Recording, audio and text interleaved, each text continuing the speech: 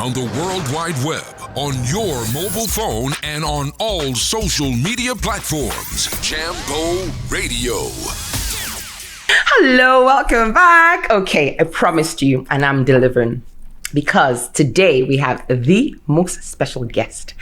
We have Uduak-Abasi Akpabio. She's a friend to the show. She's been on the show before, and now she's back. We're just happy to have her back. She is a friend to BB's African News Magazine show, and we have her again. She is a lawyer, peace and conflict practitioner, attitudinal change advocate, entrepreneur, organizer of the Peace Art Competition, and author of the best-selling book, Piece by Piece. Uduak has a master's in peace and conflict studies. She trained at the European Union of Fundamental Rights Agency, Vienna, and is an alumni of the International Peace and Development Training Center, IPDCC, in Romania. She's worked at the United Nations as on a mission with the British High Commission as a regional conflict officer in West Africa, and as a consultant designing programs and facilitating sessions on peace building, tolerance, etc. And she's currently working in a political team. Ooh, can't wait to hear that. She has over 15 years valuable experience working on issues of peace, conflict, politics, and governance. She exudes a palpable passion for peace, addressing conflicts, good governance, responsible politics, and mentoring to foster attitudes that support peace and meaningful coexistence. Can you see the theme here? It's peace, peace, peace, peace, peace. And we're going to find out all about that. She's also influential in the beauty, lifestyle, and motivation sectors. I cannot wait to start this conversation. As always, listeners, please remember, if you can add your voice to whatever we discuss, you can join us right here live. You can catch Uduak right now. Before you see her in a distance, you can't get her anymore. You can get her today. Call the studio line 07542 002 891. Once again, you see it. If you're watching us live, you'll see it flash across your screen. And if you're listening, please listen once more. 07542 002 891. You can call us, you can send us a WhatsApp message on 0745 990 6822. If you're on Facebook, join us live right now at Jambo Radio Scotland, or send us a message. On Twitter, we are at Jambo Radio 1, on Instagram at jamboradio.scotland, and email info@jamboradio.co.uk. If you're listening by smart speaker, just ask Siri, Alexa, or the Google Assistant to play Jambo Radio, and off you go. Okay, let's begin. Welcome to the show, Uduak. Welcome to the show. Are you there? Hello. Welcome to the show. It's been a long one. It was crazy to start, but here we are. We are here. How are you this morning? Did we leave anything out of your intro? Did we get it all? Because I feel there's more, right? Trying to set up. I'm fine. No, it's fine. Absolutely, it's fine. Okay. I was worried. No need to be worried. We're only live. I mean, it's only a live show. What could go wrong? It's only a live show, you know. There's a delay, sorry, I think. Okay, so. To make me feel small. No. Where do we start from? Why would you write a book on peace? Of all things, people write books on romance, fiction, action, politics, intrigue, suspense, and you write a book on peace. What is that about? Why? I remember being on a panel as a speaker, and my mentioning peace, just to give you an idea of one of the things that made me write, and so on. Yes. And we mentioned, and it's almost as if the person was dismissive, more like, let's leave that euphoric aspiration, that thing, you know, we're having issues in Nigeria. Let's be serious. And it made me realize that people still view peace either as a state to be aspired to, and when in actual fact, peace is a value that should be invested in, and peace is a capacity that can deliver gains. And like every other capacity, it needs to go. So the question is, when we say peace, what factors make peace? How do you distill that picture into practical, everyday tools, kits, capacity that can enable us to facilitate development, meaningful coexistence, say for instance, in Nigeria and generally. Yeah, so I started looking at the health analogy. I saw that. Peace and the peace is already now established as peace and conflict studies is now established as an academic field. Yeah. So, yes, it is. Thankfully, already have a precedence of using the health analogy. Yeah. So I've used the health analogy like I did in my book. Yeah. You don't eat and stay healthy right now if you're not sick. Your first instinct when you eat and take care of yourself is not so that I won't be sick. It's so that I can go to work strong, so that I can take care of my children. So why should we focus peace on let's have peace so that we don't fight?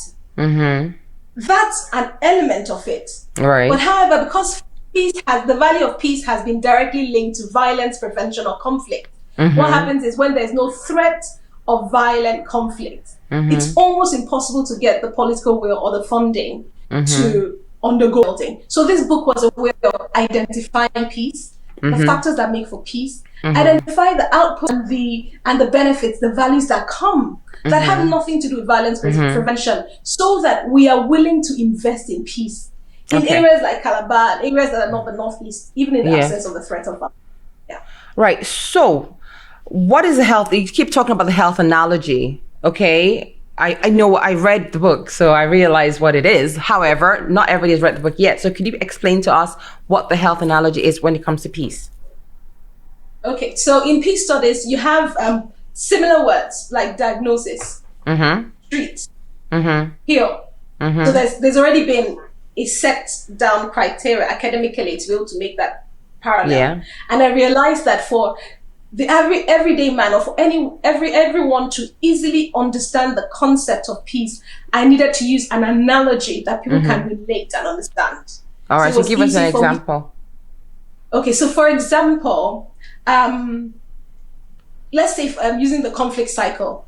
Yeah. You eat and have a tetanus vaccine before you're exposed to the environment. Absolutely. So that if you're not planning to, but if you have a cut or something, you can because you've had don't get it. The chance able to fight it. Yes. Or you're exposed to it, you might not get it. Yes. Okay. Then, for example, you just might be lucky and you don't get it, but that still doesn't mean that you have the capacity to stay healthy.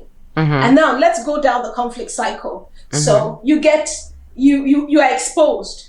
What you do at that time, is to have like a booster shot if you had a tetanus. Yes. You take on confidence building mechanisms in the conflict dimension. And then if that doesn't work, normally it will arrest it. If it doesn't arrest it and progresses to other ones, you might need to put something externally. You might need a third party to help. That's medication, go to a doctor and things like that. And then there are instances where it actually becomes critical. Yes, and you lose the leg. And you just might have to undertake an operation. Yes. And so there are times where you need to have peace enforcement. Yes. Wow, this is fantastic. That's looking at the conflict cycle. Yes. However, conflict occurs in the place of interaction. And as human beings, like it or not, as long as we interact, we'll have conflict.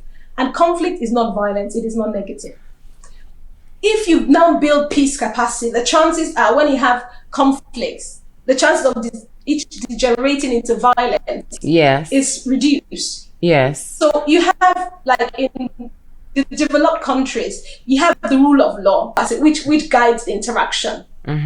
So what happens, when you have business interaction, family interaction, there's something that's been put in place to make sure it doesn't degenerate. So I'm just in that example, so that you can put up structures, peace structures through institutions that will enable us to ensure that interactions happen in a good state. When interactions happen, the environment is positive and creative.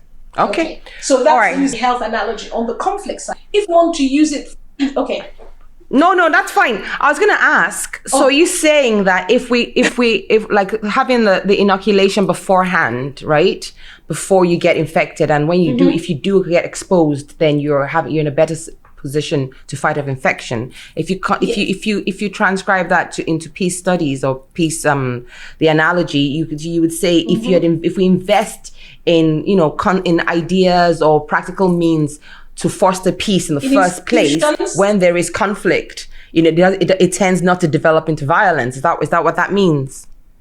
Okay, right. That's what it means with regards to conflict. However, even I have defined peace looking at conflict. Right. So what my book is trying to say, that when we're looking at peace, let's use a health analogy that has nothing to do with conflict. Okay. So for example, if I eat for health, there are three basic things. You have your diet, which gives the foundations for strength and all that. You have a clean environment or your personal hygiene, which guards, which enforces controls interaction. Yes, and then you have inoculation, which is preventive. That's just one of them. Okay. So all this, what you do all of this, not because you don't want to fall sick, but because you want to have a meaningful life. You now have people be able to undertake innovations. You have meaningful interactions and relationships. Looking at the peace side, the analogy, the mirror of that, for food, it to be basic needs. Food, shelter, education. A country should provide those basic needs. That's what fuels people. You have the basic things. And accommodation, very important. Yes, shelter. I used shelter. Okay, sorry. And then when you look at a clean environment and personal hygiene, in the peace analogy, it has to do with institutions. They guide your interactions. So when you see a country that has institutions, rule of law in place, it can guide interaction. But even make something as simple as a body odor, using the health analogy, can dispel people. So something as simple as the aroma of corruption and lack of accountability, impunity can also deter investors. So as you can see, the concept of peace here is not just about let's stop violence. It's about ensuring the right things. And then when you look at inoculation, then the only aspect that is preventive, so there are two that are actually not preventive, is the inoculation, having to do peace education. However, we seem to focus on preventive action. That's important. I'm just trying to say, like a tripod. One leg can't be standing. We need the three, and that's what peace is all about. So what do you want this book to do? What do you want it to do? Is it going to be like a manual to be used by governments? Is it just an idea that's going to be circulated to the common man? I have it here. It's right here. Is it something for everybody to have, to you, the public? Is it an instructional manual for people who are lecturing or who are like giving lectures or on the circuit? What is the aim of this book? What was your aim when writing the book? I'd want the everyday man to read it, because now it seems to say it's channeled towards practitioners. I'll get to that. Okay. Why? Everyday man also has to understand how to order his interaction, because the system is made up of people. Even in your relations with loved ones, with friends, with colleagues, you need to know how to interact and create the right environment. So for the everyday person, it's there. And the third section has to do dialogue. That would be really helpful. But also, really importantly for me was that I noticed that at the practitioner level, you see development agencies. And then let's look at even the actual work plans for offices. And then you look at governments. Even though we say we're doing peace building, look at the focus of the peace building. In Nigeria, they tell you it's focused on the Northeast. You're looking at places that conflict. So I'm hoping that when practitioners look at this book, they'll be able to employ the dual structure of peace. In as much as we're fighting, in as much as we're trying to prevent conflict and address conflicts in hotspots, at the same time, let's take out time to build capacity for peace in places that are not yet threatened. So I'm hoping that as individuals and as organizations, as practitioners, we will start projecting peace as the dual structure that it is, and not just focus on threats of conflict. Because you know what happens? If you're focusing on the threat to conflict, you're neglecting. The conflict might not happen, but it has already gone so far deep in that whatever action we bring in are actually patchwork. So let's have a dual structure. That's what I'm hoping people would see it as valuable as you're doing conflict management, violence prevention. You don't speak with someone trying to prevent fighting with a person. You want to build meaningful coexistence. So I'm hoping that would introduce that paradigm to so what has the response been like? It's been good, it's been good. I've had a lot. I now have a follow-on book for children, because I realized that this book was focused on looking at theoretical and systemic entities, and there's a need for so this explained, if a country is peaceful, what would it have? If it's not peaceful, what should it have? What should it have? But we also need to understand, in as much as we say peace is a capacity, which it is, as individuals, what would that capacity look like, and how do we build it? Because if we don't build it, we would be going into violence. So there's been a follow-on. People have asked questions, and I'm now putting together those. Like I'm having the peace art competition for children. So in as much as I'm saying, let's while we're preventing conflict, let's build peace. What would that look like? So I've been asked that question. So I'm hoping so you're literally doing the interview for me, because I was going to ask you about your next project, and I was going to ask you about the peace art competition. Well, here you go. So, Uduak, what's your next project?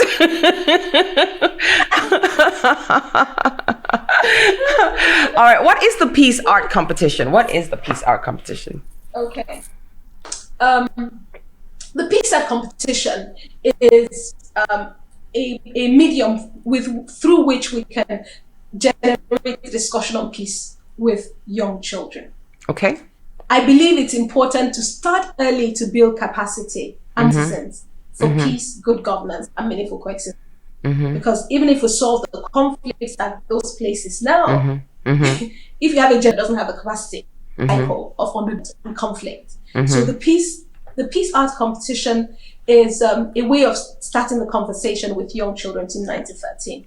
Okay. So how did that start? I started writing the book for peace and conflict for children, distilling down the skills and tools. And I thought, you know what? It'd be good to engage the children in this process. I think we should work with the children to generate ideas for the cover of my book. And as he went further, I was like, why don't you make it something proper? This is an opportunity to generate the consciousness. And then I was like, wow, it's an opportunity to take advantage of that. So in the peace art competition for children between the ages of 9 to 13, they were going to make drawings and paintings that depict building peace. Okay. That's an interesting one. Basically. Yeah. No, that's super. That's interesting. Is there a structure? Is it open only to Nigerian children, or is it all kids in diaspora? Or is it international? What is it? At the moment, I'm keeping it focusing on Nigerian children at the moment. So apart from drawing, that's to send in a 1-minute video. In the 1-minute video, they are supposed to say why they joined the competition, journal a bit of their process for us to see. You know that we often have parents that end up assisting children do things. Of course, naturally. So I want to ensure that the children are actually part of the process. So journal a bit of your process. Let's see you doing it. And third, explain to your choices of imagery and how that depicts building peace. So the when you make a 1-minute video, does that not exclude some children who might want to be part of it but may not have the means? They might not have iPads or video equipment. Does that not exclude them? It's important to get the children to think through, because they don't engage themselves.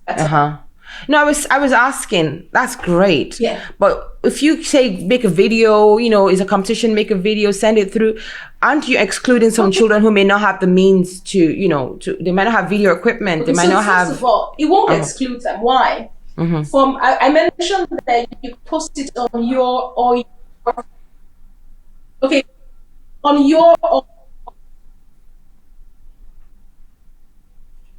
I think we've lost Uduak there, right? Sorry, what do you say? I think the link is got. We're gonna get back to her. Are you there, Uduak? Of 9 and 13. For 9 to 12, actually, you shouldn't have a personal account on Instagram. So I put there your guardian's Instagram page. Yeah. So it's only the 13. No, what I mean is those who don't have access. Have a guardian that has access to. Who don't have. When I say access, I don't mean access as in access to the social media. I mean access as in from a financial point of view. Kids who may not come from backgrounds where they have opportunities to post a video. Does that not exclude them from the competition? Or that's what I'm trying to explain. 2 things. I mean, I understand that. I understand what you mean by, people. Is the developing countries have like where emerging market when it comes to connections. So you think that the kids will have the opportunities to join the competition, and that's fantastic. What has the response to the art competition been like so far? second thing is we asked for children, because they're children between the ages of 9 to 12, to post 9 to 13. We're conscious that 9 to 12 need supervision. So if they're going to post, they're going to have to post on their guardian's page. So we're not expecting just the children to have phones, so they'll have access to people that have, so that we can post. And has the response been good? Yes, it's been good. I've had, from the first day I put it on, I've had feedback with questions. So I'm waiting now. I've actually had an entry coming. I wasn't expecting any entries by now, because I thought it would take at least a week or two for people to draw. Yeah. And people are doing it. That's what it is. Once you put something out there, you have no idea what the reaction is going to be. Once you put it out there, and then it just happens. Sometimes you do the best work and nothing happens, and sometimes it just, we can never plan what takes the imagination of the public. So well done for that. Okay, so are you going to do an international tour for the book? Are you going to stay in Nigeria and just let us come to you, or are you going to come to us at some point? I haven't thought that far. I just want people to use it. To use the knowledge. I'm actually now looking forward to finishing this other book. The second one, yeah. Because I've realized that people need to understand the basics and the tools and the skills required. So they're gonna be a pair. They're gonna be like twins. A companion almost book like too. so that, yes. Okay. Yeah. All right. So where can tell me? I said I actually had a review from someone on the Canadian Board for Peace. Okay. Peace Education. And I was like, wow. So no, honestly, it's everywhere. It was number one.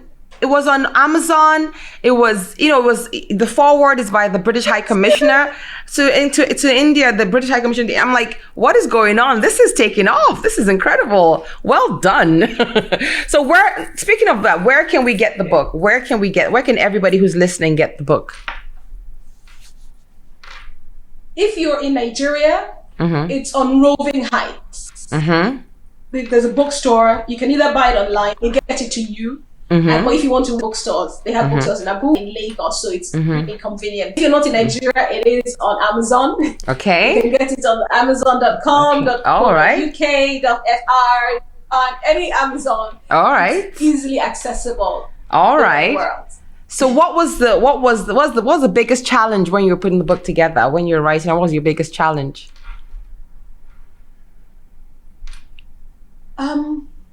Okay, I don't want to come out sounding as if it was easy. Just say what's in your mind.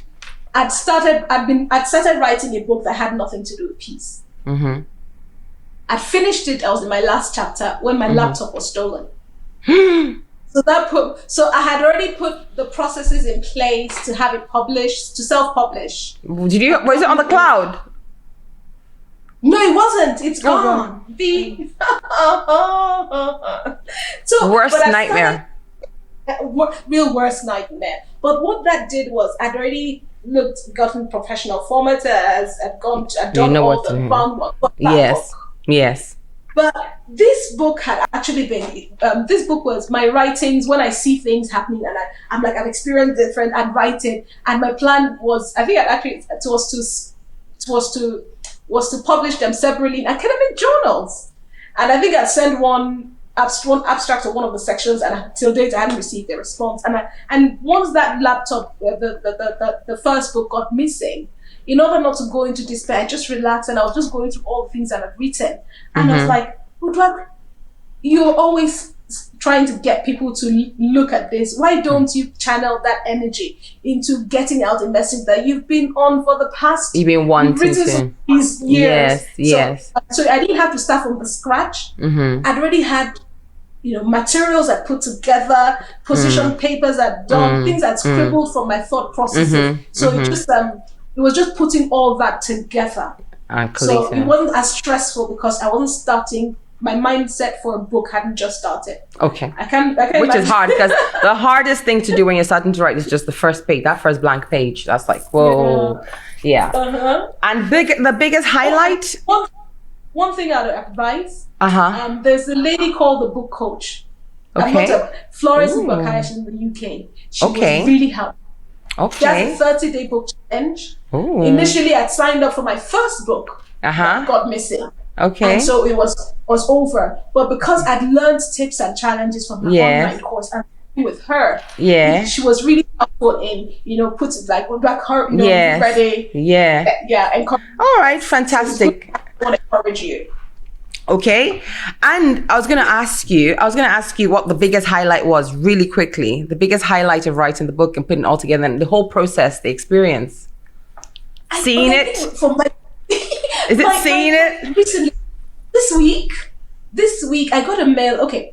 Some time ago, there's this TANA forum. It's a forum of African heads of states. And looking at authors on the issue, writing on issues of peace, conflict, and I'd sent in my book some earlier on, and I thought, and this week I was told I was shortlisted to the last. I'd gone through and I was at the last year, and I was like, wow. that for me, it made me realize that what I had to say was relevant, and that yes, I didn't just put out a book because that's a vanity project. Yes, there was something in my heart. There was a gap I wanted to address, and people have seen that it is relevant. So for me, for now. Well done, congratulations. I'm going to ask you a bit of a difficult question now, but I want you to answer as honestly as you can. So do you really think lasting peace is something that is possible when there are many quarters that have to gain with ongoing conflict? Because there are many people in positions of power or people who want to be in positions of power and so on and so forth, who have a lot to gain from conflict and, violent conflict and all the intangibles, the financial gain that come from that. So do you think lasting peace is something that's possible? Lasting peace is something that's possible because you have to first define what peace is. So, because I often hear people tell me, say or ask, people profit off conflict. Where is the incentive for peace? Yeah, I said, you only not have the incentive if you see conflict as more profitable. So the idea is to present peace as a profitable option, and as a profitable option is not an euphoric state. So that's what I attempted to do in this book. When you break down the factors, look at the benefits and find out the profit there is. And then the second thing is, with the current spate of looking at violence prevention, you'd never have lasting peace. So you need to put on the dual structure. While we're preventing violent conflicts and addressing violent conflicts, we need to start now to build capacity.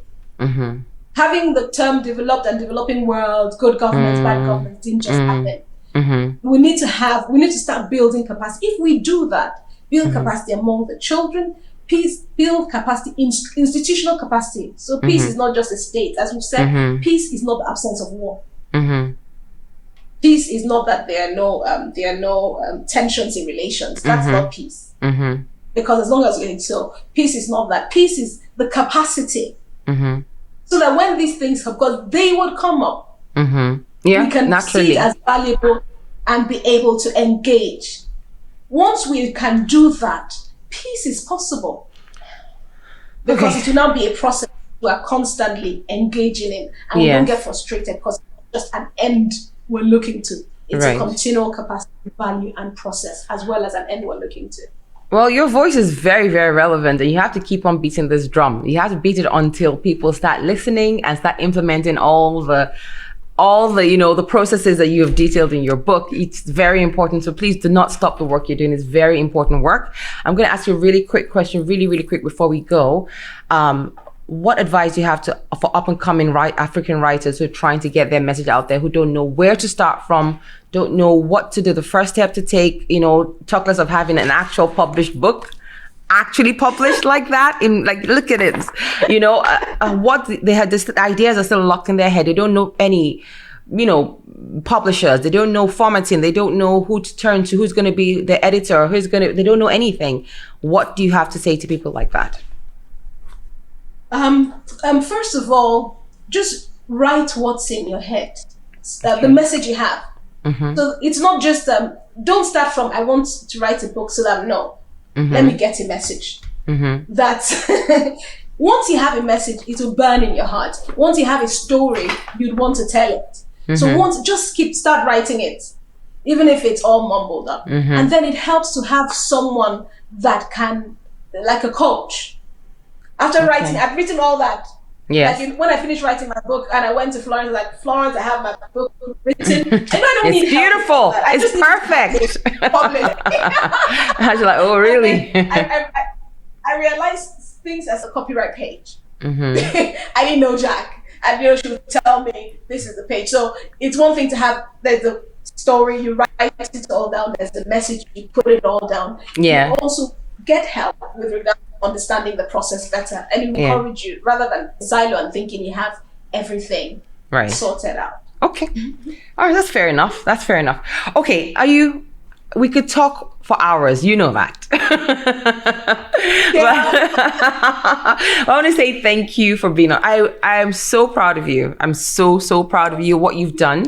We cannot wait to have your next book and add it to the list, add it I might end up having a whole bookshelf of all your books in another 5 to 7 years, who knows? But thank you. Thank you. No, honestly, don't stop what you're doing. It's super important. I can't wait to see you on the track. We can't wait to see you, when you go out on your tour, your book tours and everything.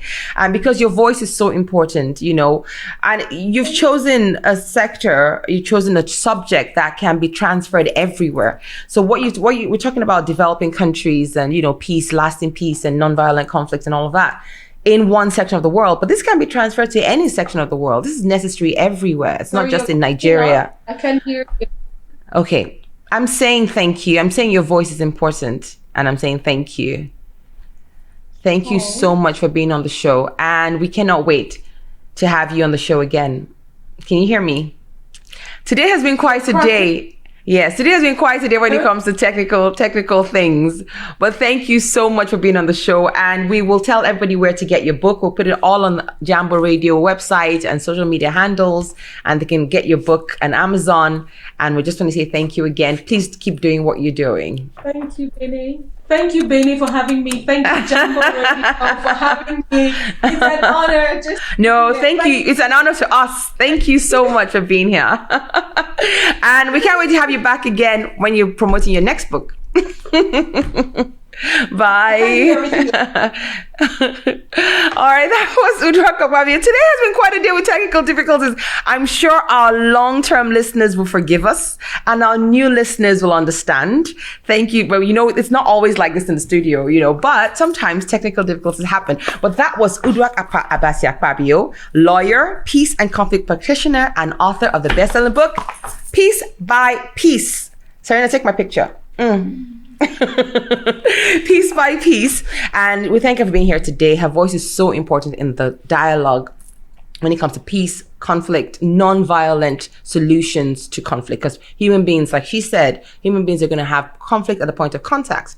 If you contact people constantly, wherever you are, there might be conflict that arises. It will happen. But how do you resolve that conflict in a non-violent way? And how do you build capacity to always know how to resolve your conflict? And if it's something that is built into people on the cultural point, right at the beginning, we would not have to go down the road to violence and wait until it is violent and then try to resolve things later. That is what I understand. But I can't say better than the author of the book herself, Uduak-Abasi Akpabio. And if you want to learn more about her concepts, her ideas, her ideologies, her advice, and practical tips, please pick up the book on Amazon. We'll put it on the Jambo Radio social media handles, the link to get the book, and just enjoy. She's working on something else right now, and we cannot wait to see what else she comes up with. Today is a day, guys. We are like just smiling. We're just going to keep smiling on BBC African News Magazine show. Welcome back to part 2. We had the amazing Uduak-Abasi Akpabio. I call her Uduak. We call her Ayu, and she's Uduak-Abasi to the rest of the world. And she is an author, a lawyer, a peace practitioner. She's everything you can imagine. We didn't even go into her motivational, the side of her as a motivational influencer and a beauty influencer. We can do that all another time. She's welcome to come back anytime. Thank her again. We thank her again for being on the show.